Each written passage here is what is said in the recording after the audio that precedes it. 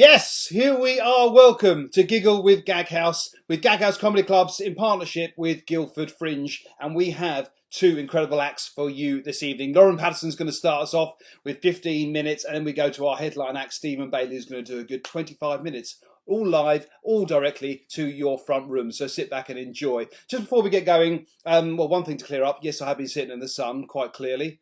That is ridiculous. That's what happens when you've got a receding forehead. Anyway, but that's just clear that up. A couple of other bits of housekeeping. Before we get going, please can I ask that you all share this post?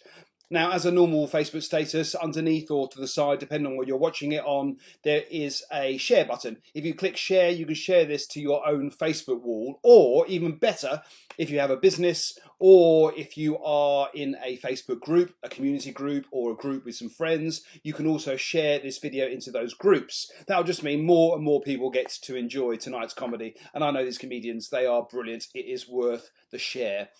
One other thing is, now all of our shows at Gag House are completely free to watch, but we do ask that you donate an appropriate ticket price. We ask this because it's the only way we can continue to produce these online clubs. If you do donate a ticket price for our clubs in our venues, we charge anything from £15 upwards. Now, I understand this is an online club, so I'm not expecting that, although it would be smashing. But if everyone watching did donate something, it would mean we can continue to do these comedy clubs. It also means, because the money gets split between the comedy club and our two acts, it means that they can continue to eat throughout this epidemic, because they, as well as a lot of other people in the arts at the moment, are earning absolutely nothing. So every pound you can donate will go a long, long way. Let me just have a look, make sure. So you can donate at paypal.me/Guildford Fringe. And when you donate, there's a comment button as well. If you just comment in there the word comedy, then I know the money will go to the right acts. If you don't have a PayPal account, just please do DM us, private messages on our Facebook page, and I can give you some other options. Now, before we get going, it's nice to know who is out there. Let me know people are watching.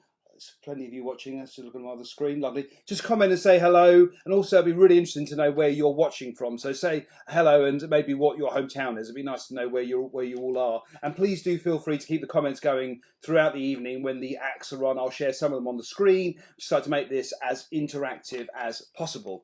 As I said, Lauren is going to be doing 15 minutes for us to open the show, and then we're going to end tonight with our closing act, Stephen Bailey, who's going to be doing 25 minutes right at the end. But for now, have we got any comments coming in? Oh, hello, Christina Dawson and Scott. Scott comes to all our clubs. Bless you. Thank you so much.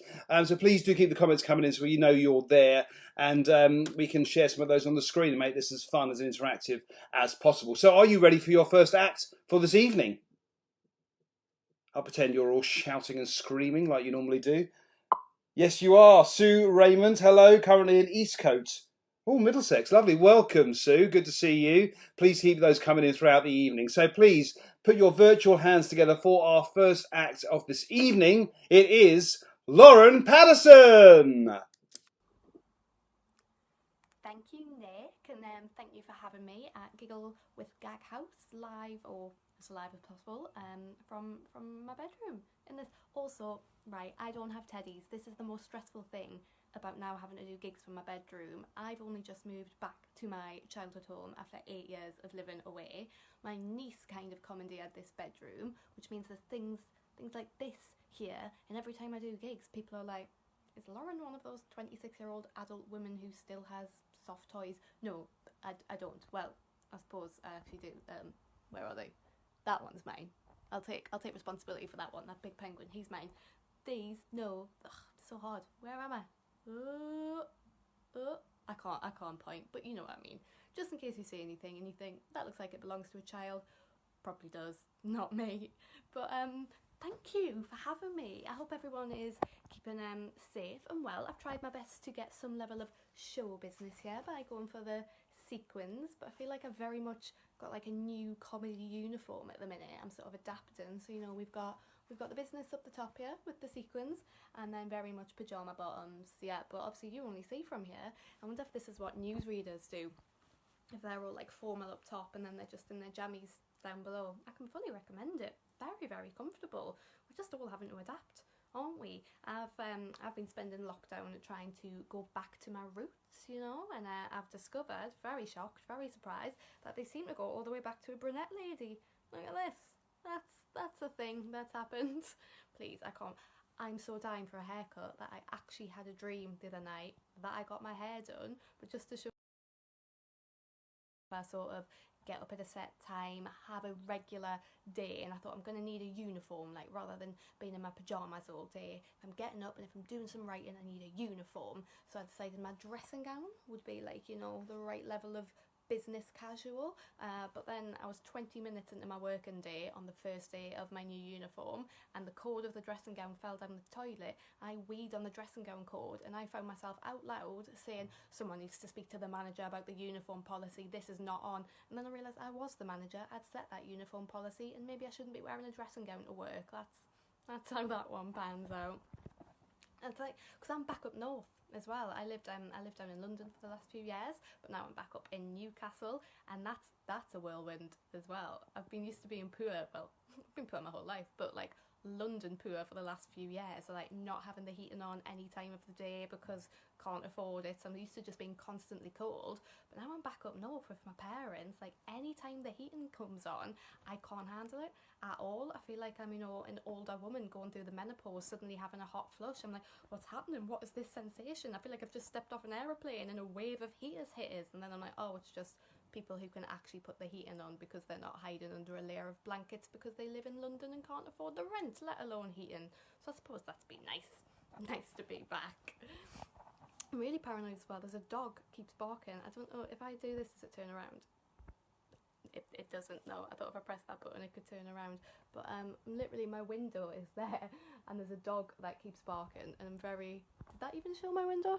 Yeah. There's a dog that keeps barking, and this is a whole new experience for me as well, doing these live gigs, of being heckled just by animals outside. Very, very bizarre experience indeed. I'm trying to think, what can I tell you? As I showed you my bed sheets, this is the thing that I'm a little bit worried about since I've come back home. I'm now concerned that over the last 8 years, either I haven't been washing the bed sheets enough or my mum washes them far too often, and I don't know what the best answer for that is. just more things for me to worry about during this pandemic, really, isn't it? I'm getting excited about really bizarre things, but I think that's quite nice in a way. We're all just kind of clinging on to any little bits of joy and happiness we can, aren't we? My dad suggested a couple of weeks ago that we have breakfast for tea, and I fully lost my shit. It was like it was the best thing that had ever happened to me in my whole life, having breakfast for tea.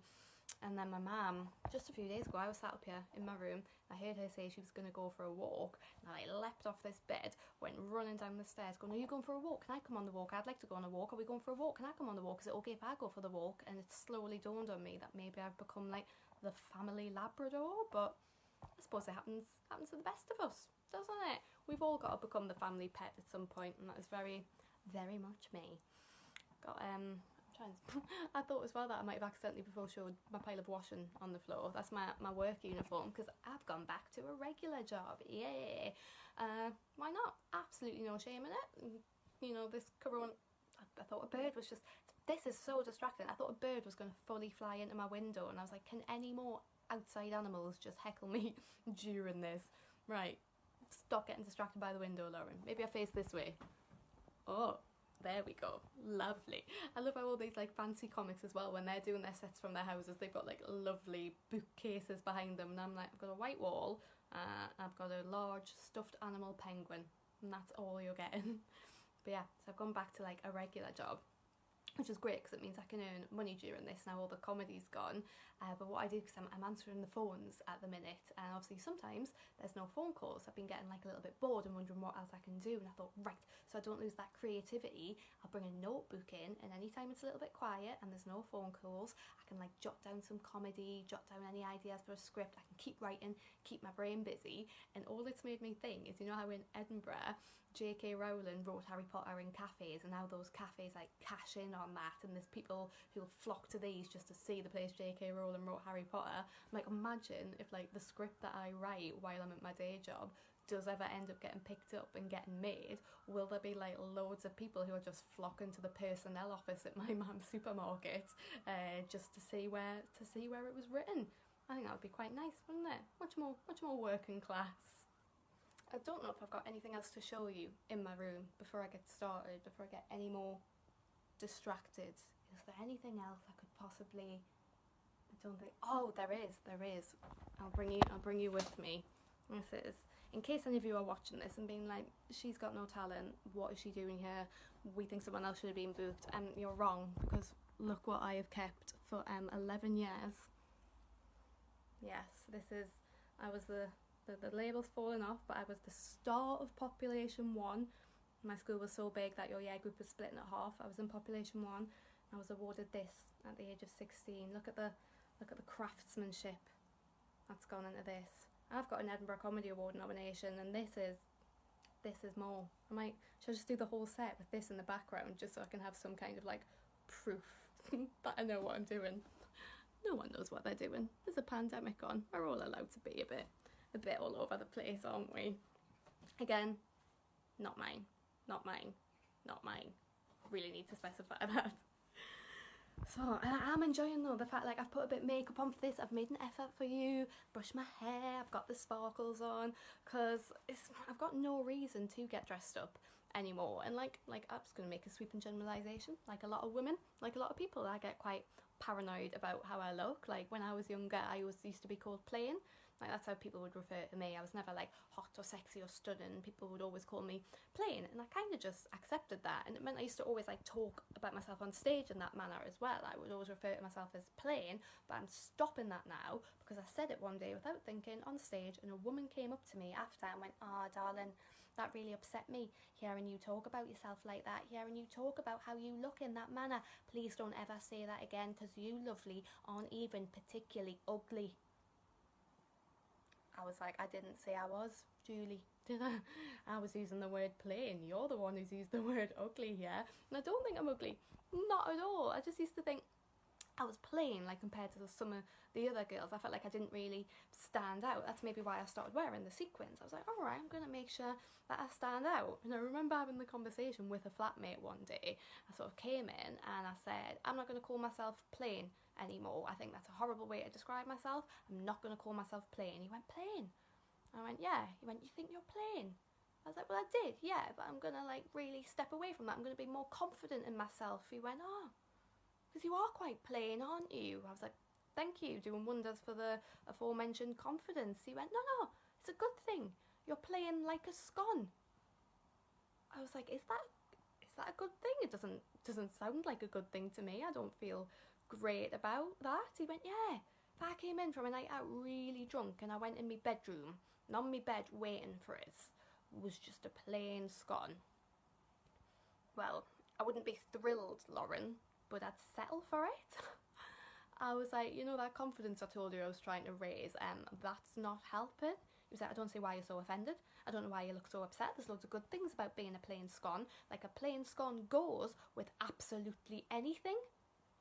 I was like, again, that is absolutely not a compliment. I rang my mum about it, as all adult women do. We always ring our mums, and I told her what had happened, and she said, that is horrible, that is awful, you do not listen to that boy, you are not a plain scone. I was like, thank you, mum, knew you'd have me back, I'm not a plain scone. She went, no, if anything, you're more like a margarita pizza. I was like, is that better or worse? Because I am not sure how to process this information. She went, well, you're nobody's first choice, but you do go down well at a party. I was like, great, thank you. I'll wear that. I'll take it. I'm going to have to be more confident about myself. I'm really, especially in lockdown, that's my goal, being more confident about myself, because I haven't dated in a long time, but I had a boyfriend. I had a lovely, lovely posh boyfriend. You notice the use of the word had. Yeah, 3 guesses what's coming. I went out with him for a long time. He was much posher than me, so I think I had to sort of regain that like self-assertance. Is that a word? I had to be more confident about myself. I didn't want to get that like imposter syndrome about being with somebody posher, because I met him on a dating app, so I didn't know that he was going to be posh until we met. I remember walking in and hearing the accent and being like, oh, I wasn't expecting that. You know, this is like Lady and the Tramp. Is he going to be into me? But it's fine. We got on brilliantly. He was very, very hesitant about admitting that he was posh at first, though, about owning up to being posh. And I'd never been round to his house, and we had like a few dates. And after a few, he said, look, I think that you don't like me because you think I'm posh, and I'm not. I went, I do like you. I do think you're posh, but I still like you. I just don't get why you won't admit that you're posh. I'm not embarrassed to admit that I'm working class. Why won't you admit that you're posh? Because I'm not. I'm really not. Honest. Tell you what, I really like you. Come round to my house for dinner. You'll see I live in a totally normal house and I am not posh. I was like, all right then, brilliant. I'll come round. Whatever happens, I'm going to get me dinner. So I'm absolutely fine with that. So I went round a few nights later, followed the address on my phone. See, that's very weird to be recording this on my phone and then having to mime holding a phone. But we're adapting, aren't we? So I turned up to the address and I had to do a proper like double take. I thought this can't be it. I must have got the wrong place, but it was. I was in the correct location and I found out that he lived in a 4-storey house. 4 stories. I felt like I was in Debenhams. It was the best night of my life. I loved it. And I'm sat in this lovely like dining room. We're having dinner at a proper table. I was like, this is brilliant. But he still looked uncomfortable. So I said, is everything all right? Do you regret inviting me round or something? He went, I just don't think I've convinced you I'm not posh. You still seem to think I'm posh. I went, you are, and that is fine. And he went, I've had enough. And he stormed out. And he was gone for so long that I started to think, is this house mine now? Like, is this how working class people get property? Because this is amazing. I'm on board with this. But he comes back with a photo album. And he went, have a look through that. That's my childhood photo album. You'll see that I had the same childhood, the same upbringing as you, but we had the same kind of parties, went on the same kind of holidays, did the same kind of things with our families, same kind of clothes, same kind of toys. You'll see your life reflected in that photo album and you will stop saying I'm posh. I was like, look, all right then, if it means like that much to you, that's absolutely fine. So I started flicking through this photo album. Got about halfway through. I went, right, I've seen enough and I want you to admit that you are posh because I have the proof right here. He went, how do you know I'm posh from those photos? I went, I can see you've got 4 siblings. He went, yeah, I've got 4 siblings. How does that make me posh? I went, it doesn't, but there's only one dad in all of these photos. And that very much does, doesn't it? I used to sometimes get a little bit paranoid because, especially like my accent now, I feel like it's stronger because I've been back at home for like what feels like 54 years, but however long this quarantine's been happening. So I feel like my accent's gotten broader. So every time I came back to my family for like Christmas or visit or whatever, and then went back to him, I'd always be aware my accent was so much stronger than his lovely like well-spoken dulcet tones. I had the conversation with him one day. I went, know how we didn't know how each other sounded? I didn't know that you had a bit of a posher voice. You didn't know I had this accent. You didn't know I was even from the north. If you'd known I spoke like this, and if you'd known that I was like a working class northern girl, would you have still on that dating app swiped on me, or would you have skipped me? Would you have judged me based on how you thought I was going to sound? I think that's really interesting because I think a lot of working class people sometimes do get judged on how we talk. And bear in mind, I love this boy more than anything. And he took my little hands in his. He went, I don't want you to worry about that. I don't want you to think about that at all. I love you so much. You're brilliant. You're the girl of my dreams. I think you're incredible. And if I had known all those years ago that you had that accent, that you spoke like that, I can honestly say, hand on heart, Lauren, that we would not be sat here today. I was like, brilliant. So you would have judged me on how I sounded. He went, no, it's not that. It's just maybe before I met you, I had sort of preconceptions about what people from the north were like, what working class people were like. Maybe I thought that we wouldn't have got on, but I'm so pleased I met you. I think you're brilliant. I was like, you know what? I'm not easily offended. I can't sit and be upset by that because I used to be quite narrow-minded. I used to have a bit of a working class chip on my shoulder. I thought I cannot be mad at him for that. I went, honestly, that's absolutely fine. Because the time where I would have walked into that bar and seen you and thought, oh, he is so handsome. And then I would have heard you talk and thought, but I can't go talk to him because he sounds posh, he sounds snobby, he sounds stuck up, he sounds like he's going to look down on me. He said, that is such a relief, Lauren, because I would have walked into that bar and seen you and thought, oh, she is beautiful. But then I would have heard you talk and thought, oh, I can't go talk to her because she sounds like she's got a knife. And it's true, I do. No, I don't. Well, I do, technically, in the kitchen, downstairs. But my mum won't let us use it because it's shop. You'll notice I said several times there, had a boyfriend. Yes, had being the operative. Not just my career has been one of the victims of coronavirus, but my relationship as well. Yeah, being dumped in lockdown is very odd, very soul destroying as well, because it's a time where people are sort of reflecting on the things they miss, on the people they miss. People are saying, oh, when this is over, I can't wait to see, you know, my grandma, my niece, my nephew, my friends. My ex-boyfriend clearly sort of sat in lockdown and thought, you know who I don't miss? You know who I could definitely live without? My girlfriend. So I'm fine though. I'm totally fine. Kind of adjusting to being single in lockdown is very strange though, because obviously I can't go out on any dates. But I'm excited for that. I am excited to go back dating, because I don't like to tell people when I go on dates that I'm a comedian. So I end up living this like weird double life and feeling like Hannah Montana before I feel like I can tell them I do comedy. What loads of people have suggested though is that I go on first dates. I'm not sure how I feel about that, because I'm a very awkward, anxious person, and I don't know if that's what the British public needs to see, just an anxious woman hiding in the toilet for an entire date while a bemused gentleman enjoys 2 meals. That might be a nice thing to do, mightn't it?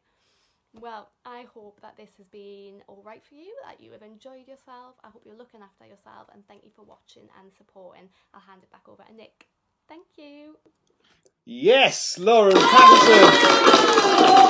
Virtual round of applause. How honey. Thank you so much, Lauren. Wonderful to have you at Giggle with Gag House. A couple of shout outs. We've had a load of people saying hello. So we've got Ingrid Wheel watching. We've got the wonderful Stephen Lindsay, who me and my wife got a cocktail date with after this show. Hi, guys. Hope Oliver's in bed. Sue Raymond, Christina Dawson, Clive Harrison. Hi, mate. How are you doing? One of the friends of the Fringe. Good to see you. And the wonderful Nigel from Mock Tudor Comedy. Mock Tudor is another fantastic comedy club. When we get back to normal life, please do check them out, as well as Gag House. They're great clubs. And we've got a couple of donations through as well. So thank you to Hilary Thorns and Hilda Maynard, who have donated their ticket price already. As I said, we can only continue to do these shows if you do donate a ticket price. So if you haven't already, just jump on paypal.me/Guildford Fringe. If you haven't got a PayPal account, just send us a private message on the Facebook page and we can give you some other ways to donate a ticket price. But please, please do give anything you can. It gets split between the club and the acts, and it will keep us all going and be able to produce more and more comedy for you to enjoy. And guys, don't forget, let me know where you're watching from. We've got people in Middlesex. I know we've got the Germans watching as well. Good to see you guys. Please do comment away throughout the show and let us know where you are and who you're watching with. Don't forget as well to share this post. We've still got another superb act coming up. He is just incredible. You won't want to miss him. So do click share post. So on that note, I think we are ready for our final act. He is incredible. He's only just filmed his set at Live at the Apollo, so fresh from Live at the Apollo. Please welcome to the stage, Stephen Bailey. Thanks, Nick. So, how do we do stand-up comedy, when we're in this situation, guys? I mean, honest to God, first of all, I'd like to say I hope you're all well, because what the fuck's going on in the world? Second of all, I would just like to point out, we are going to get to dick jokes in a minute, so avert any children, kittens, you know, any old people that don't want a little bit of gobble. If they don't want gobbling material, this isn't for them. But I would just like to say, first of all, welcome. I don't know if anyone else has done this, but because I'm doing so many Zooms, we've just turned the utility, which, by the way, I'm not that fancy, okay? I live in a one-bed flat in South London, in Oval. So we're not that fancy, but because we're doing so many Zoom calls, we just went out to the supermarket and just got a little, you know, we wanted to make it like a gay pride parade, but then we realised you can't get rid of the boiler, okay? So I thought we could just take it out for an afternoon, but we can't do that. So first of all, thank you so much for listening. I have no idea if you're enjoying that, anything that's going on here.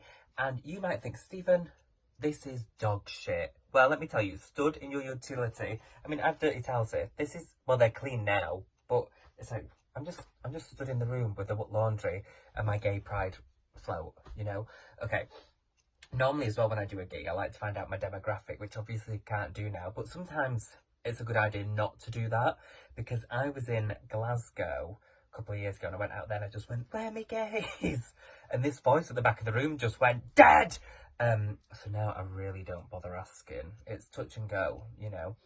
And we travel all over the place doing this job. We get to go to a lot of shitholes. And believe it or not, my utility room is not the worst place we've ever been. I was recently in Blackpool. Has anyone been to Blackpool? It's kind of like Las Vegas meets Chernobyl. It's not good. And By the way, I can say that because my ex-boyfriend is from there. For the sake of the tape, let's call him Satan. And Satan said I could say that. And it is interesting because normally when you're doing a gig, you get to see all these beaming smiles and laughter, and it encourages you to tell more knob gags. But in Blackpool, it had this policy that's teeth optional. Very confusing. And I think, you know, I've been one of those people where I really wanted a relationship for a very long time. But, you know, it's so hard to meet people nowadays because everyone's gone very shallow and vacuous. I blame the internet, I really do. I know it's useful for this, but I blame the internet because now, and especially the gays are so bad for it. If there's any gays out there, don't turn all LGBTQIA123 Caitlyn Jenner and build a fucking float. I've done it for you. But the gays now, they've gone so shallow on me. They all just want a fuck Thor. They do. They just want a fuck Thor. They want the perfect tan, perfect six-pack, big dick. And I'm just not shallow in that way. I'd rather know what someone earns. Yeah, because believe it or not, it's not my dream in life to perform comedy in the utility. It just isn't. And I should put a bit of light on. It's getting a bit dark. Oh, that's better, isn't it? We don't have good lighting in the utility. I mean, we don't have good lighting around any of the house, but you're just going to have to bear with. It's makeshift, okay? Pandemic. That's what I've learned. You can just say pandemic and get away with anything. Anyway, yeah, so there's all these things. And I think as well, because of how it all was with all the superficiality, it made me start exercising. Because as you can see, I've got the chippy tits going on. Chippy tits, and I need to get rid of them. So I started exercising. But I don't like going to the gym. Do you know what I mean? Because I don't like... I don't like the kind of person that goes to the gym. Like, by the way, I miss the gym now, but it's like, I don't like the kind of person that goes to the gym. Do you know where it's like, and they brag about it on the socials, like, hashtag love leg day, and it's like, you don't love leg day, your wife left her. Do you know what I mean? It's not the same thing. And so I started going swimming, right? I really enjoy swimming because it works every muscle and I enjoy being wet, but I don't like going when the little bastards are in the pool. Do you know, on a school trip, like splashing around, oh, aren't we cute? No, fucking drown them. And that's when I learned that you couldn't get away with anything with this boys, right? Because I was like, right, well, if I don't want to go when the kids are there on a school trip, just go at a different time of day. So I rang the leisure centre in advance and I spoke to the girl on reception and I just went, hi babe, I'm thinking about coming down to the pool this afternoon. Can I just check, were there any children in it? I know. She was like, why? And I was like, oh, I just want to know if there's any fit ones. Why the fuck do you think? I didn't know perverts were so brazen. Do you know what I mean? Oh, I'll have a ginger, please, Janice. What? No wonder I've turned to drink during this crisis. People are odd. And I think for me, you know, before I met my current boyfriend, I was doing more on him later because I'm telling you, has anyone done a relationship during this crisis? If you are stuck in a one-bed flat for the past 7 or 8 weeks with your other half, I applaud you. It is hard work. More material on that later. And by that, I mean, hopefully it crops up into my head because I'm just going to have a rant about him because he doesn't shut a cupboard door. Do you know what I mean? And wow, can you open a cupboard door and not shut it? It makes me want to slit his throat. It really does. Anyway, back to the material. And like, because when I was doing the online dating, you know, to find a relationship, I was being a bit like of an old romantic. Like, all I wanted from life was a relationship like my parents, because they've been together forever, because they're brother and sister. And by the way, that's not true. I'm too fit for that to be true. 5 toes on each foot. But I really, really wanted to meet someone, and the only way to do it now is on the internet. But the internet is weird, isn't it? Like, I was doing Plenty of Fish, right? And it's, you know, not ideal. And, you know, this guy messaged me and was like, hey, how's you? And I was fine, I wasn't really that bothered. So I didn't message him back. 4 days later, the same guy messages me and he's like, hey, how's you? Not heard back from you, hon. Worried you've been killed. Right, so I gave him a number. And it turns out he's really big into sexting. Do you know sex texting? Do you know when a man sends you pictures of a red penis being like, love you? Well, I'm not actually that big into it. I feel like it's like sending someone a picture of a bunch of flowers. I do. I feel like, you know, I want to be able to hold that and smell it myself, thank you. And I think as well, my parents really... Do you know, it feels like you're doing doing this stand-up like this where there's no reaction at all. No laws, no applause breaks. What's the applause breaks? That Sniffy the penis one always gets an applause break, not right now. And do you know what's weird about doing this? It just feels like you're having a moment to yourself in the spare room. Do you know what I mean? I mean, I'm finding this boiler very distracting.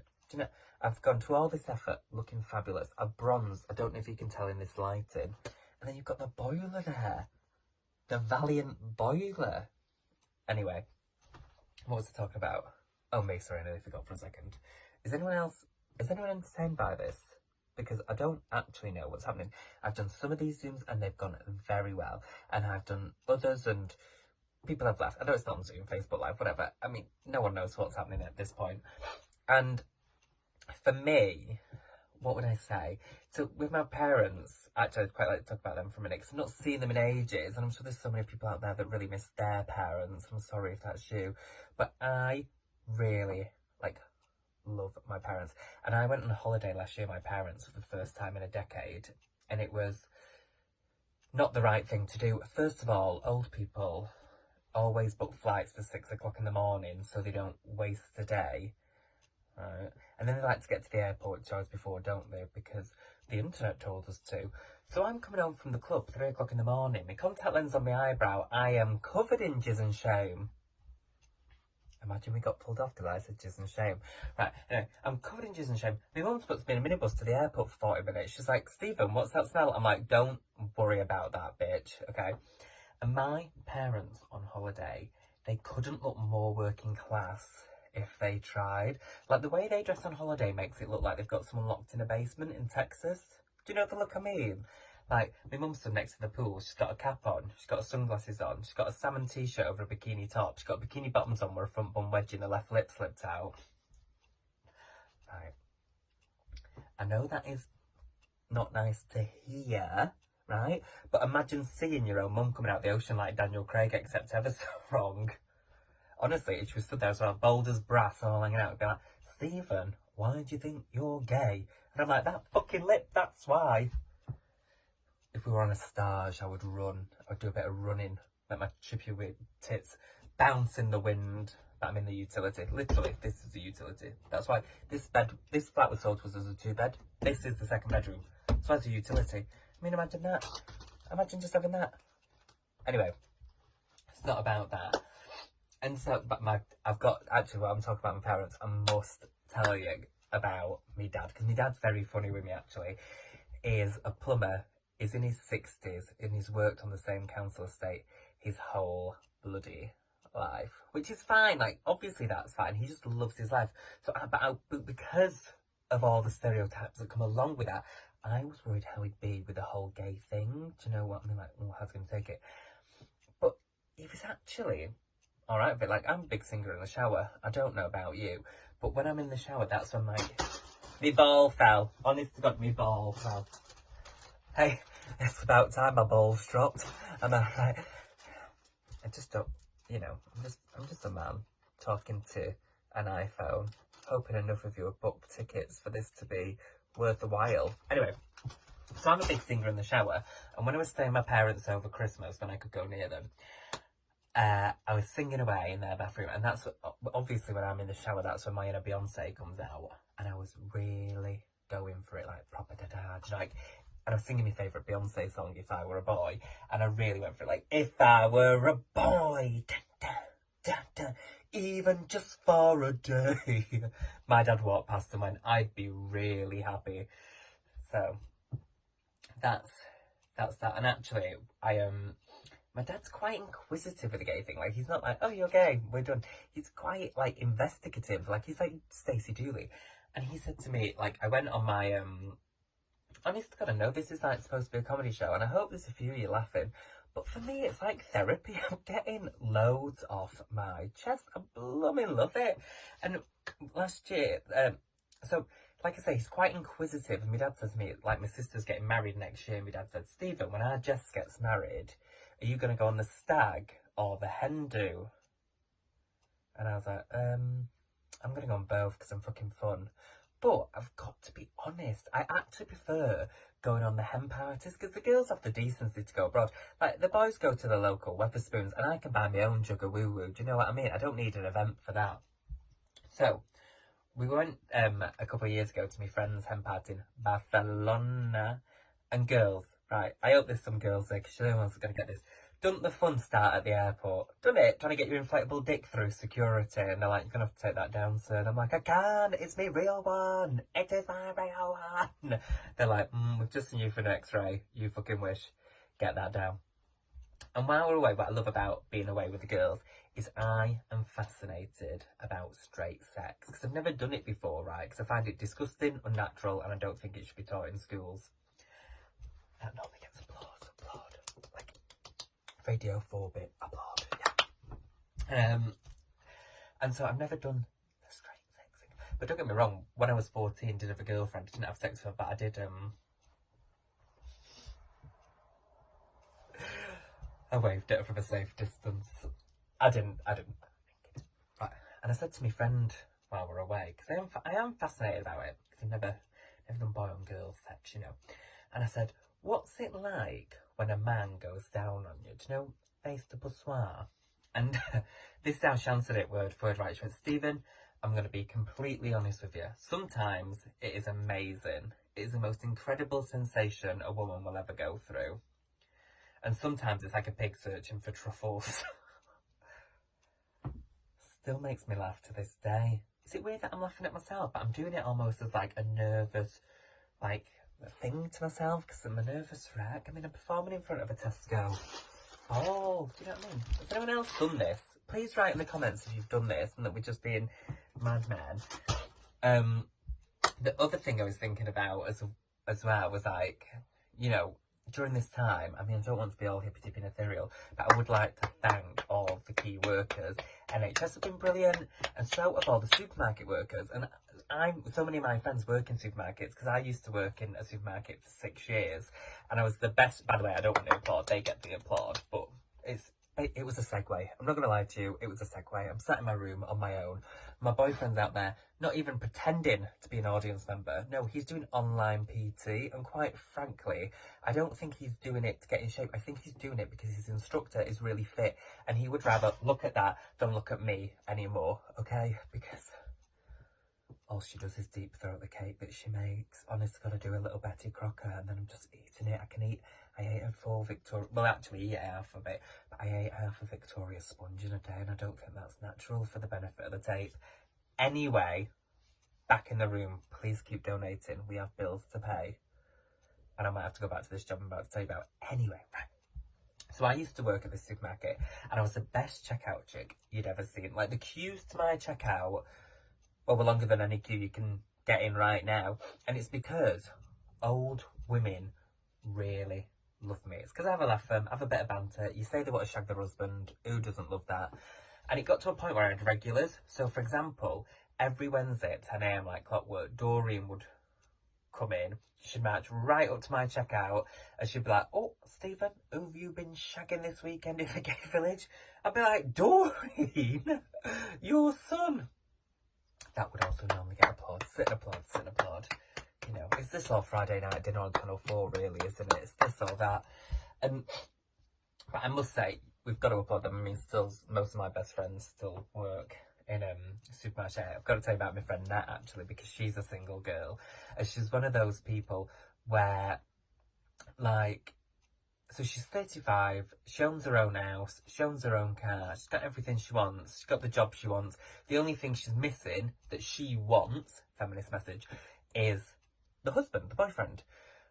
But it's meant she's got a little bit deluded when she's talking to guys on the internet, because it means she believes whatever they tell him. Now, like, this one guy she was talking to, Irish Patrick, he told her that she only looks 18, and she's not looked 18 since she was 12. Do you know what I mean? And I'm worried now because we're all stuck inside. We're believing things more. I mean, look at the state of my hair. This should not be happening. But having said that, if you are doing internet dating, now is the perfect time, because here's the thing, right? Me and my boyfriend, for the sake of the tape, we're going to call him Rich, because that's his name, and I don't really have the inclination to make anything up. And we're in that stage where we've only been together for 18 months, and up until lockdown, we still really liked each other. That's quite funny on itself, I don't know, but we did. And we had these like little cute pet names for each other. Sorry, my battery was about to die, so I just had to, so I would have gone blur for a minute and then came back. But if nothing else, you know, this is real and it's live. And so I was just saying about Rich. So first of all, he's a lawyer, which I think is very smart on my part. And I guess, right, because we were still in the honeymoon period up until lockdown, we've got these little, like, pet names for each other. So he calls me his little monkeykins and I call him my pension. Or right now, I call him my furlough. I mean, fuck's sake. Law's still happening. Dick jokes, gone. And I always say to people that don't believe in the internet, I'm so behind online dating, because I mean, like, look at me and Rich. It is completely possible to meet someone in your 30s on the internet that's also completely given up hope. And you're like, you'll do. I actually said to Rich, I was like, I might say this about you on the internet and about our relationship. How do you feel about that? And he was like, say what you fucking want, do you know what I mean? He went, I didn't even mean to swipe right, I was just trying to get jam off my screen. Which is rude.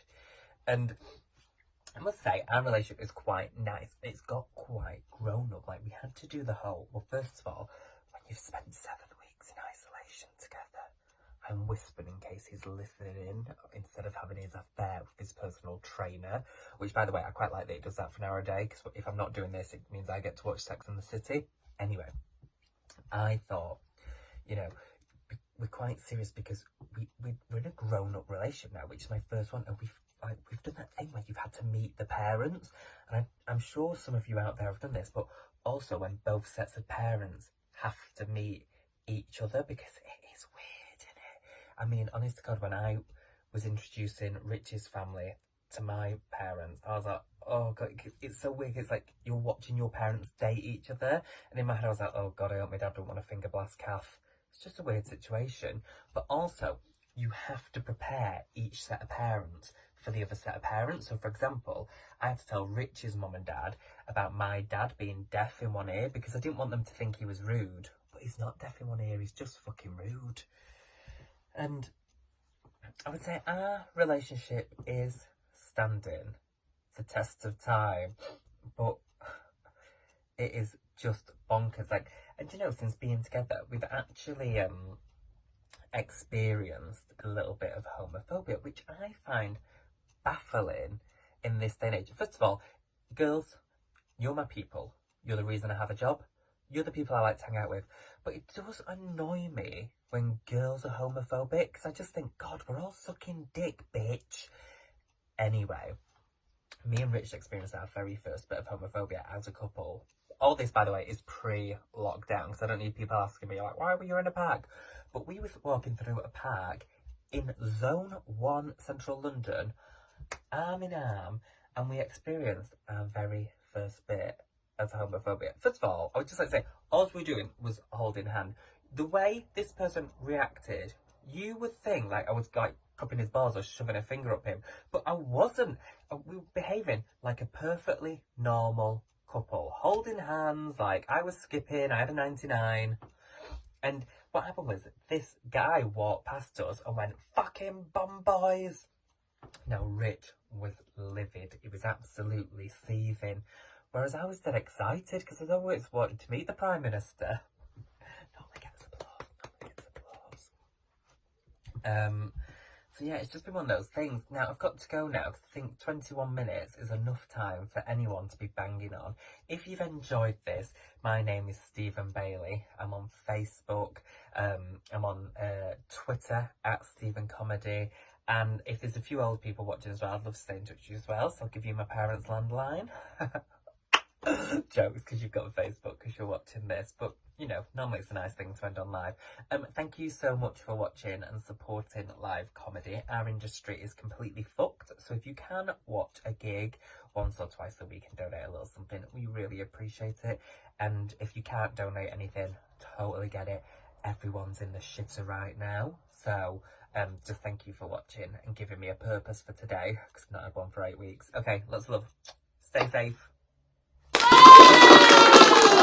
Stephen Bailey, didn't I say he was wonderful? He never lets us down. Stephen's been at our clubs for a good few years now, and we absolutely adore him. Before we go, there's just a couple of things I wanted to ask you guys that are watching now about the future of these clubs and how we can get more and more viewers. Please do drop us any acts. First of all, any acts you'd like to see. We'll get in touch with them, see if we can get them on.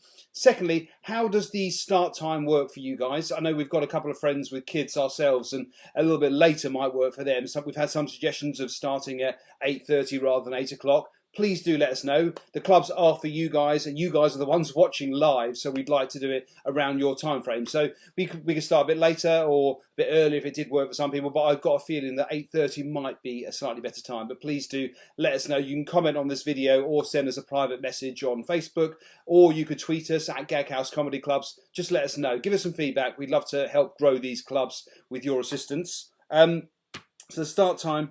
The show is left on our Facebook page now until, till the end of time, which might not be that far away, thinking about it. But so you can watch back and you can share this video with friends that weren't able to watch live this evening. So please do that, because Stephen and Lauren deserve a massive audience, and that's what Facebook can do. A couple more thank yous. Just had a couple more donations come in. Thank you so much to Scott, and thank you so much to Clive for your donations. They are massively appreciated. If you haven't donated yet, please don't just sit there and watch the show, enjoy it and leave. If you can afford to donate anything is better than nothing, and we'd really appreciate it. PayPal.me/Guildford Fringe. It gets split between the club and the act, so it's really important. As I said, the club stays live on the page for a while longer, so please do share this post. All from us now is to say thank you one more time to our wonderful acts. We had Lauren Pattison and Stephen Bailey. Thank you for being here. Thank you for helping keep the arts alive. Please donate what you can, and we shall see you very soon. Thanks so much.